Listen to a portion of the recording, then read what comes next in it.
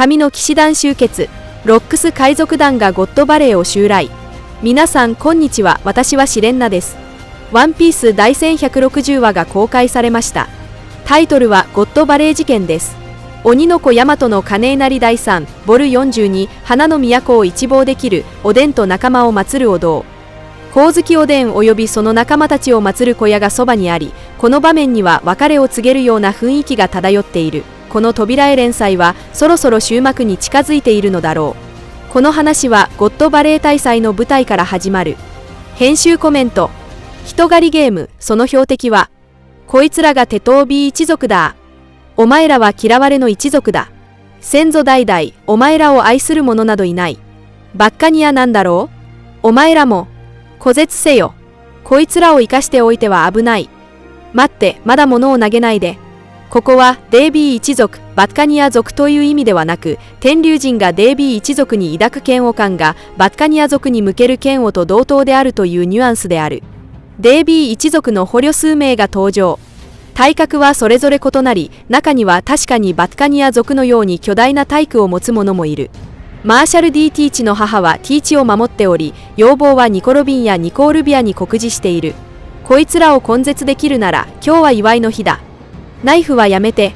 死んだらペナルティーですよ。わは。孤絶せよ。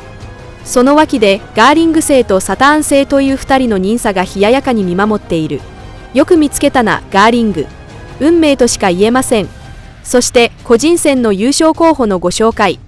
一方、別の小屋では赤髪の母がすでに限界を悟り、ドラゴンに子供たちを託している。善良な人に育ててもらうよう懇願し、あいつにだけは渡さないでほしいと言い残して息を引き取った。私はもうダメだけど、あの子たちは心の温かい誰かに育ててほしい。お願い、あいつに渡さないで。その手が力なく垂れ落ちるのを見届け、ここに止まっては危険だと悟ったドラゴンは、迷うことなく2人の子供を抱きかかえ、そのまま全力で駆け出した。見ず知らずのあんたの子供たちを、俺は助けたい。でなきや俺はここに立っていられない。ご紹介しました SR.13 名の点は1万点。その他 R.150 名。1時間後に狩りをスタートします。さあ逃げろ。ダットたちよ。うおー。嘘だろ。本当に今から殺されるのか。うわー。3週間生き延びれば助かるんだ。もう逃げるしかない。どこかに言い隠れ場所は。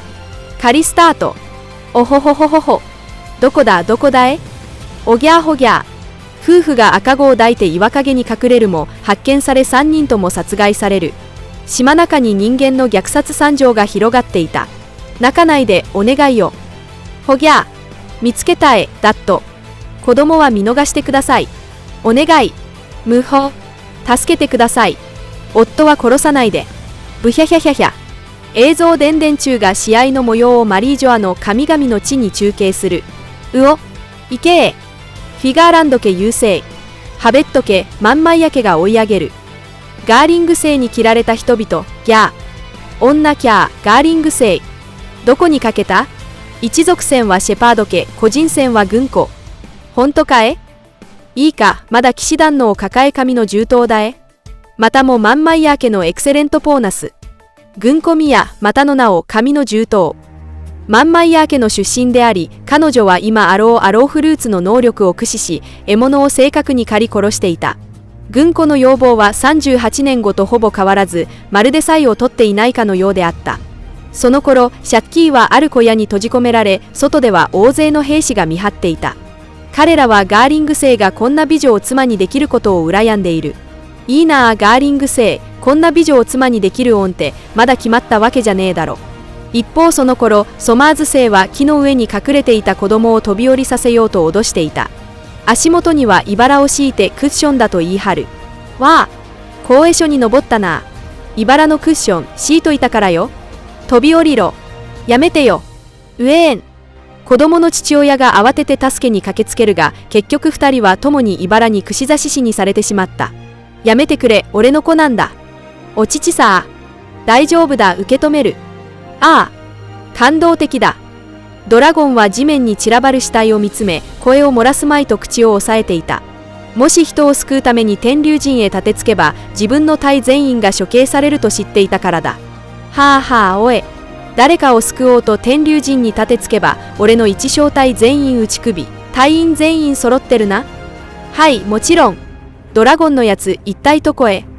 まさか島へ立ち入っちゃいめえな。その時、ドラゴンは天龍陣がイワンコフたちを発見するのを目撃する。イワンコフは奴隷たちを奮い立たせ、この死のゲームから逃げ出そうと鼓舞していた。痛え痛え、1万点のバッカニア。このクソみてえなゲームの中で生き残ることを夢見るな。このゲームから逃げ出すんだよ。共に出ようぜ、ゴッドバレー。まだ希望を。ムヒヨヒヨ、自慢の10連殺人ライフルだえ。しまったつい。一方その頃も天龍陣の虐殺は続いていた。すると突如、島の東側で爆発が起き、ロックス海賊団が海軍の防衛線を突破して島へ侵入、さらに多くの海賊団が後に続いた。島の東。なんだロックス海賊団です。いや、それどころじゃない。名のある海賊たちが続々と。そして圧巻の見開き。ロックス海賊団が再び姿を現す第1096話との最大の違いは、船長ロックスの姿が描かれている点だ。怪物のような船員たちの中で、リンリンはひときわ目立っている。銀氷は金獅子の髪をつかみ、まるで彼が先に芍薬を救いに行ってしまうのを恐れているかのようだった。ジョンは杯を傾ける姿が洒落ており、街道は今だ隊の上等兵といった様子。まさに戦力は圧倒的そのものだった。ロックスは仲間たちにひとまず内輪もめは収め、一丸となれと命じ、宝の分配は後回しにすると約束した。おお、やろうとも。借金、宝、悪魔の実。ここで俺らが殺し合ってもしゃあねんだ。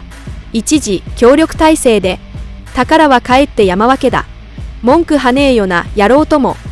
借金は分けられねえ。一番に助けたやつが惚れられるに決まってんだろ。ああ、そこは譲れねえな。いや、財宝を多く得たやつに借金は惚れる。勝手にしろ。俺はダチとして身を案じてる。まあ、惚れられても悪い気はしねえが。はあ？何言ってんのよ、ニューゲート。借金を私が助けたら、ロジャーは私に感謝するけど、島に残った王直はバーを出勤だ。バカだね。天地がひっくり返っても、借金はお前たちにや振り向かねえよ。リンリン、悪魔の実は俺にくれるのかって。海軍はロックス海賊団の船に向けて激しく砲撃を浴びせ、爆発が起きた。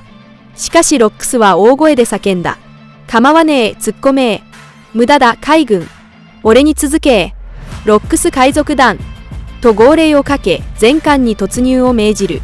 彼らの船は普通の木造船ではないらしく、砲撃の影響を受けることなく、むしろ進路上の軍艦を次々となぎ倒しながら海岸へと突っ走り、その勢いは圧倒的だった。避けろ。うわー。大変だえ、回復が来た。何をしている、海軍。わちきたちに何かあつたら、キサラ釣り首だえ。報告します。西の海岸に要注意。ロジャー海賊団です。ドラゴンは混乱に乗じてシャンクス家の双子を救い出した。二人の子供は彼の腕の中で驚くほどおとなしく、泣きもしない。泣いてないのか？奇跡だ。天龍陣を島の中心へ。絶対に傷つけるな。どうなってんだ？この世の終わりだ。ロックスの次はロジャー？ロジャー海賊団上陸。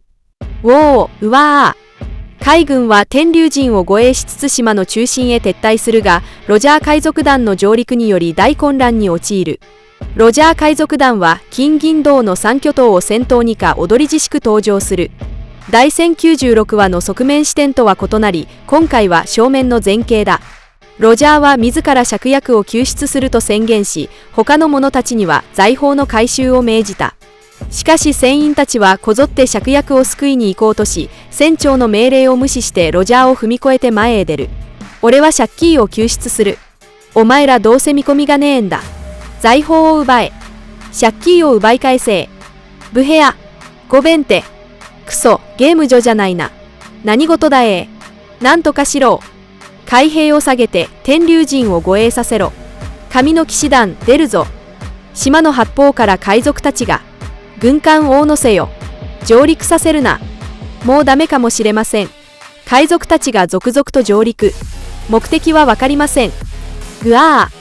白ひげと金獅子が手を組んで攻勢に出、海軍を次々となぎ倒す。その時、海の上で誰かが素手で砲弾を持ち上げた。島の海賊村めがけて投げつけた。太くて重々しい声が響いた。おいおい、うちの兵士を野菜みてえに。ギャー。大爆発が起き、多くの海賊が吹き飛ばされる。ロックスとロジャーは同時にその動きを察知する。ガープの犬の頭を模した軍艦が登場し、海軍の士気は一気に高まる。海の英雄、モンキー・ディ・ガープが颯爽と現れ、副艦ボガードも共に姿を見せた。ああ、あの船は、ガープ中将だ。俺が来たぞ。援軍到着。ガープ中将です。うお、助かった。今話はガープの凛々しい顔のアップで幕を閉じる。編集コメント。伝説、集う。以上が今回の動画の内容です。最後までご視聴いただき、本当にありがとうございます。もし、ワンピース漫画の熱心なファンであれば、ぜひ私のチャンネルを登録してください。皆さんの応援が私の動画制作の最大の原動力です。それではまた次回をお会いしましょう。